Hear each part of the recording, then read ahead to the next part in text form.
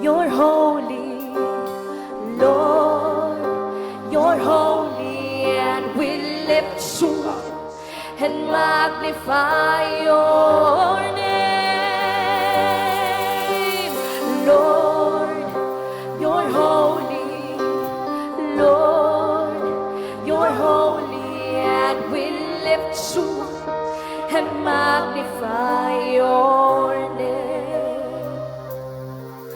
As I look around and I see all the works your hands have made, the awesomeness of you, and how your love will never fail me. Words cannot express what I feel inside. I can't describe your glory divine, but as a token of my love, this is what I do.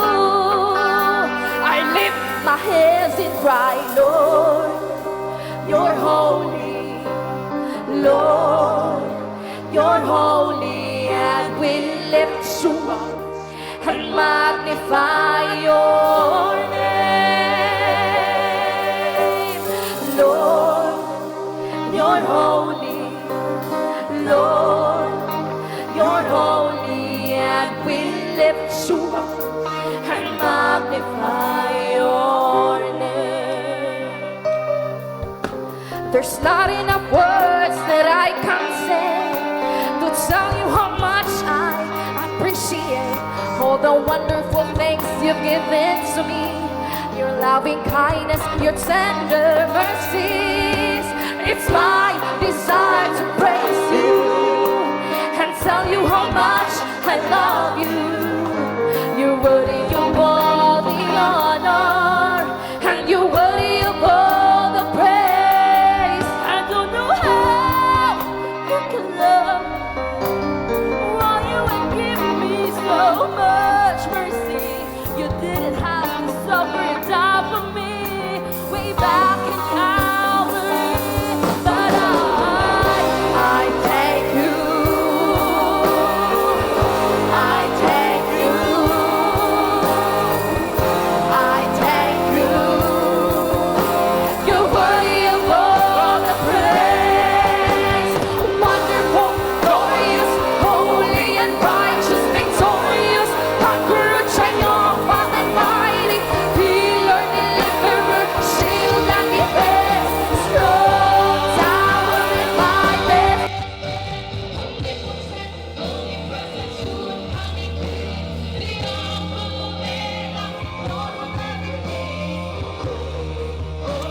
Maayong gabi, Ormoc City. Welcome sa ato ang Miracle and Healing Crusade diri sa Ormoc City. Mga kaigsunan, gikan sa una nga gabi, daghan kayo ang gipasinati sa ato ang buhi nga Dios, mga butang nga kahibulungan, mga milagro nga iyahang gihimo.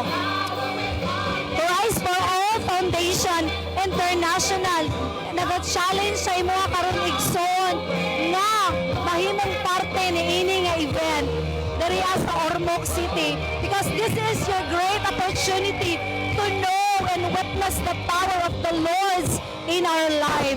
Niini nga kagabion karon igsoon, we will talk a few participants and ask them about the reason for attending tonight. We would like to know what they are hoping for or looking forward niini nga event, or unsa ilang gina-expect o unsa ilang mga kasinatian niini nga Miracle and Healing Crusade. Many have experienced the power of God and receiving the healing. Let us interview some of those who have personally witnessed the power and miracle of the Lord. Come on, let's go!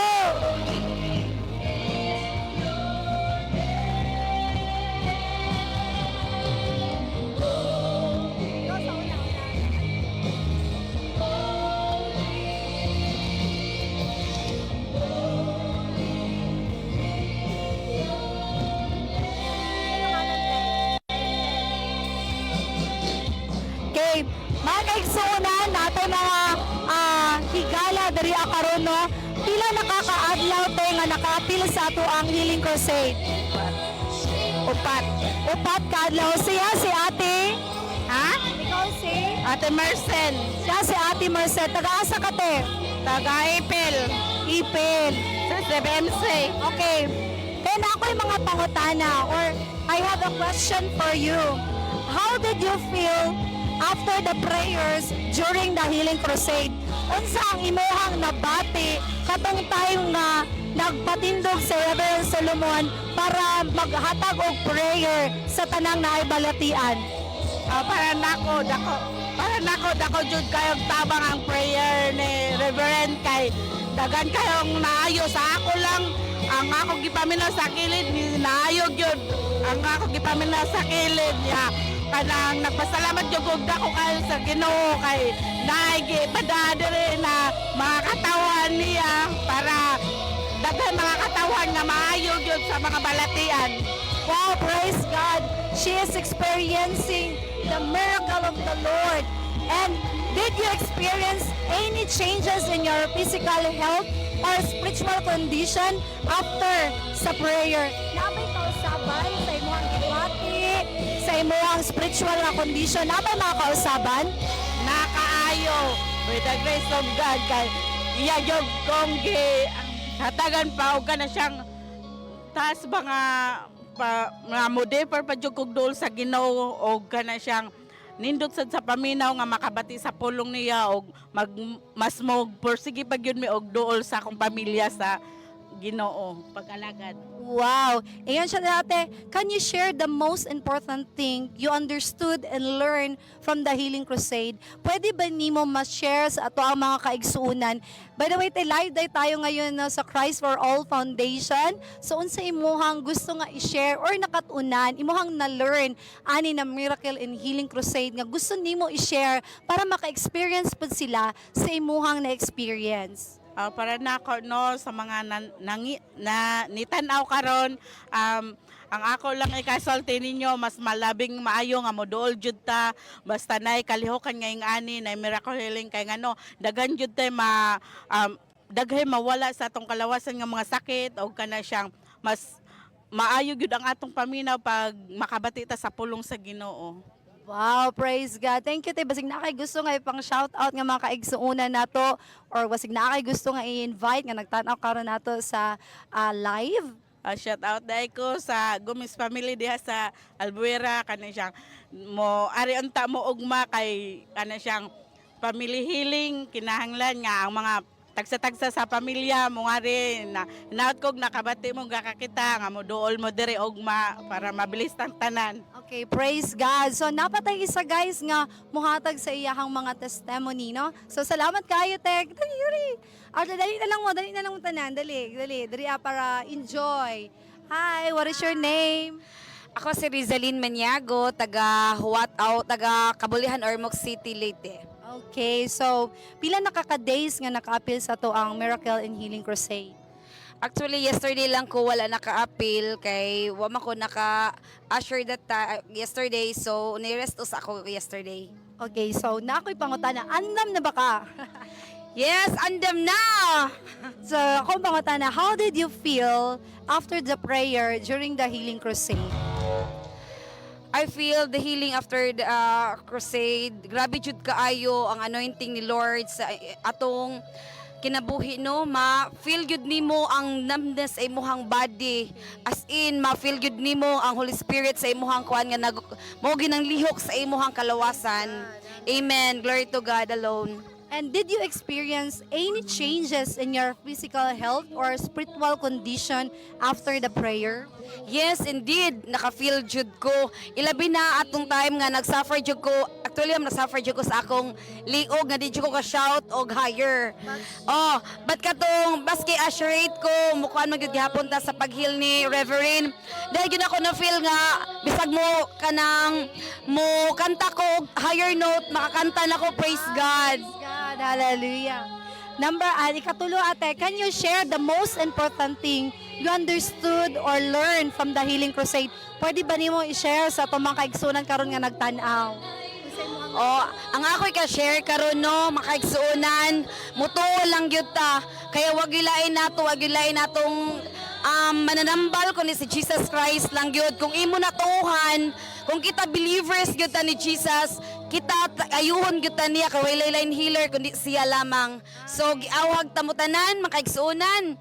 Bisan pa man og dili mga believers nga moari gyud ta sa atong crusade. Kumutuo ka lang naa jud kay kabag-uhan, dili lang kay healing kundi dili spiritual.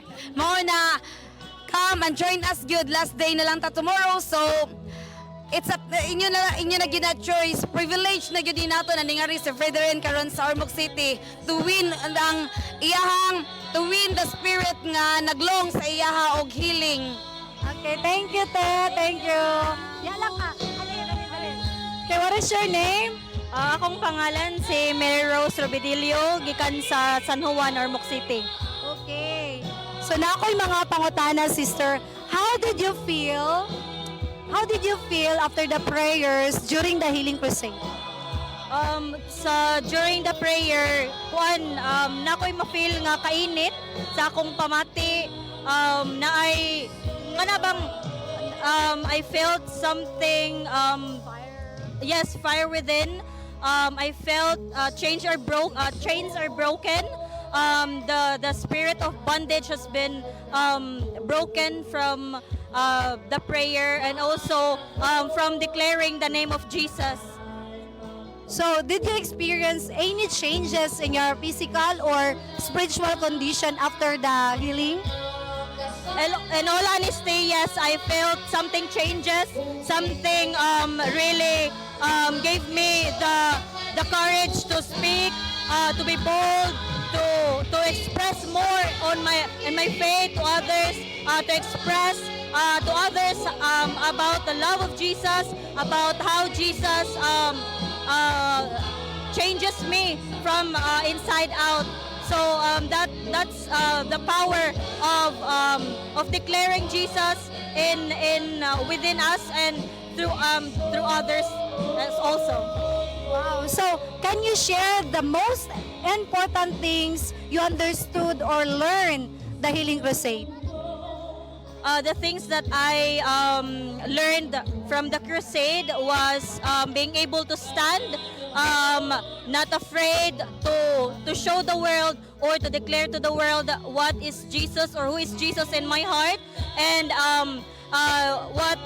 what the crusade did was had a very big impact in my life as a Christian, because it encourages me to be bold, to be expressive to anyone, bisan sila mga unbelievers, bisan sila naa sa pagtuo gihapon, o nga encourage sila to be prayerful, to be more expressive on their faith. So mora na siya. Thank you so much, ate. Thank you so much. Guys, thank you, thank you. So, sa pagkakaroon ka lang sa ang ato ang mga pipila, pero daghan kaayo o gusto nga mo share pa sa ilahang mga experience, sa ilahang mga testimony diha sa ato ang buhi nga Dios.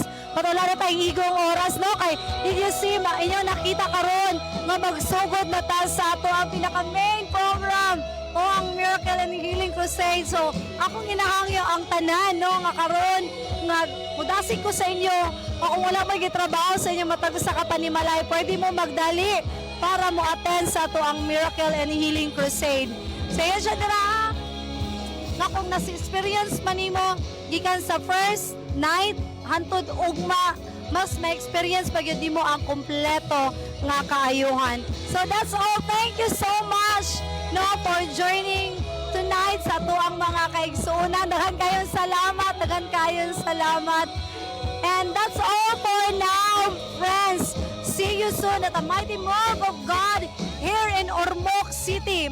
Let us witness the power of God working in the lives of everyone who joins through praise and worship and a fresh outpouring of His Spirit. Daghang salamat. Daghang salamat. See you guys. Bye-bye. God bless.